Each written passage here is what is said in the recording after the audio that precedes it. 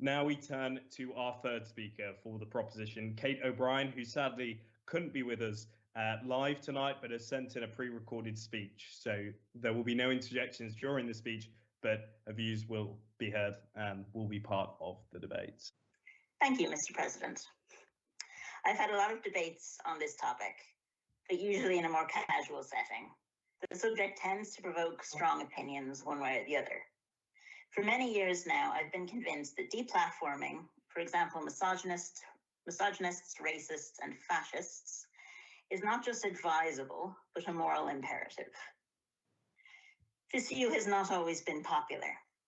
That said, my opinions on the topic were considered far more radical pre-2021 and the swarming of the American Capitol, which was considered to have been encouraged online by the erstwhile President of the United States, Donald Trump.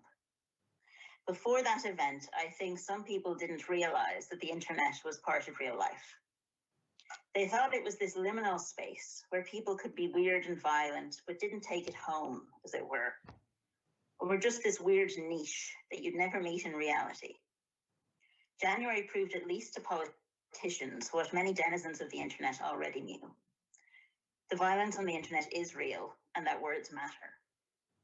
Firstly, what do I mean when I say deplatforming? I mean a general recognition that we should not give a platform to people with views that are considered abhorrent or ridiculous, or to people peddling dangerous misinformation.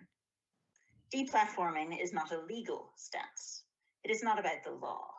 It is a social agreement to not promote or fund dangerous or harmful rhetoric. When we refer to platforms, we are talking about your figurative soapbox, be it a newspaper article, a TV interview, or a literal platform from which you address the masses. Deplatforming is not removing your voice. It's a refusal to amplify your voice. Granting someone a platform lends legitimacy and weight to someone's words, as well as expanding their reach and influence. It could be seen as tacit agreement. And some words are harmful. Incitement to violence, for example, comparing certain groups of people to insects or vermin, telling people that life-saving vaccinations are dangerous. Many people who are against deplatforming are legitimately concerned that to do so would be censorship. Free speech is very important. I agree that we should talk about differences of opinion and encourage open, fair, good faith engagement. However, many people who claim to be very pro-free speech usually draw the line somewhere, such as advocating murder. So it ends up being more of a question of where we draw that line. There is evidently a huge difference between topics that people merely disagree on and speech that causes material harm. This can range from ideas that contribute to rape culture and misogyny, to cruelty towards transgender women, to comparisons between migration and infestation. These ideas normalize violence, but are also harmful in and of themselves and are fundamentally dehumanizing. This is why laws against hate speech exist. But not everything that's harmful can be outlawed without truly interfering with free speech. But just because something isn't illegal doesn't mean it deserves to be published. I've never seen deplatforming as particularly radical or as being in conflict with free speech.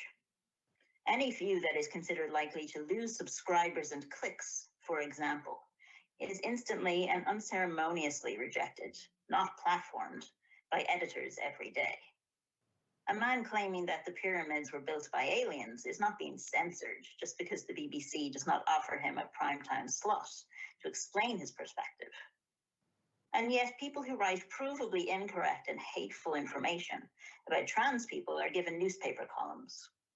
And when asked why, the editors will claim that they don't agree with it, of course not, but they can't interfere with someone's free speech. As if deciding what is and is not worth publishing and whose voice is worth hearing is not their entire profession. They've decided that that view is worth discussing. It's argued that we need disparate views to have a healthy debate. I agree. However, some opinions are not valid, and facts should not be debatable. People can hold these opinions, but I don't have to treat them seriously. or pay them to write about it.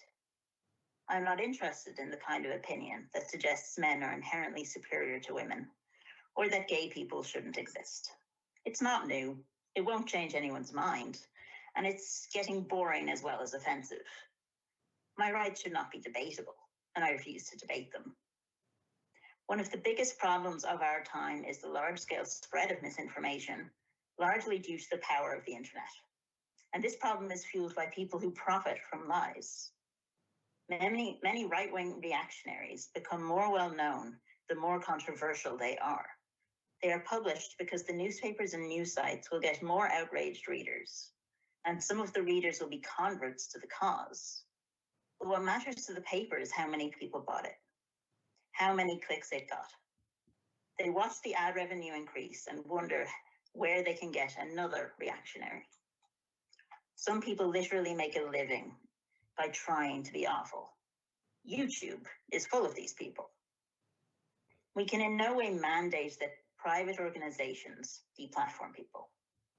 There's always going to be disagreements about what is considered unacceptable speech. But we, as viewers and consumers, can refuse to help people profit from hate.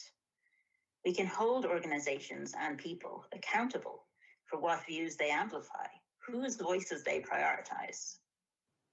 Twitter, Facebook, YouTube, they have all made huge amounts of money from the engagement of accounts that peddle hate. If you benefit from hatred, why would you do the work of suppressing it? It's only if they also take some of the blame as hosts of this violence that they will be forced to make a change. I'm a strong proponent of a good old-fashioned boycott, but the backlash and criticism against Twitter following the violence in January made its point well. But many people have speculated that misinformation campaigns on social media, as well as the constant airtime granted to Donald Trump on so-called liberal media, is what won him the election 4 years ago. And many of the harms done since cannot be reversed. But Twitter claimed for years that they couldn't ban Trump because of free speech, they said. But they can, they have, in spite of apparently free speech.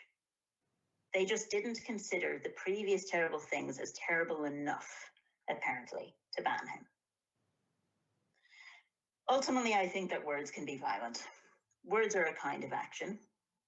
Words can suggest and create violence, yes, but they can also be harmful in and of themselves. There can be material, psychological damage caused by discriminatory and cruel language, and some people are more easily affected than others due to trauma and societal isolation. Words can normalize physical violence and abuse against some of the most vulnerable. And if words can be violent, then by giving someone a platform, letting the racist take the microphone, giving the misogynist a column, inviting the homophobe to debate on TV, you are amplifying the reach of that violence. Furthermore, you are often even paying someone for that violence.